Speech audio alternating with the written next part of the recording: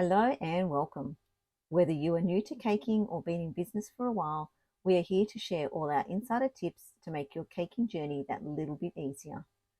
Now today, before we start, make sure to hit that subscribe button and follow along with us. Today, we are layering our cake with white chocolate ganache.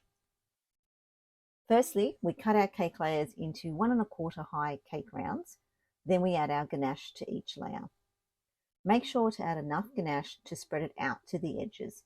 This makes it much easier to apply the crumb coat.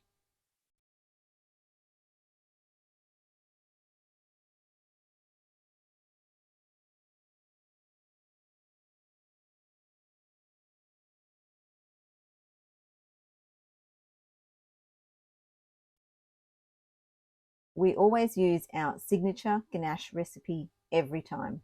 It's perfect for layering and stacking your cake. You can find it on our website at enchantedcakesbyyvette.com for purchase. Now, once you add the final top cake layer, add a little more ganache to the sides to coat the entire outside.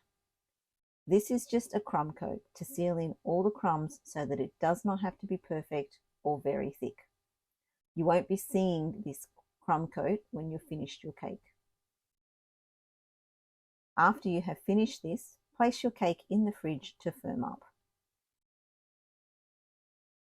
Your cake is now ready for its final coat of buttercream, or you might do another coat of ganache so that you can have it all perfectly smooth and much thicker, ready for your fondant.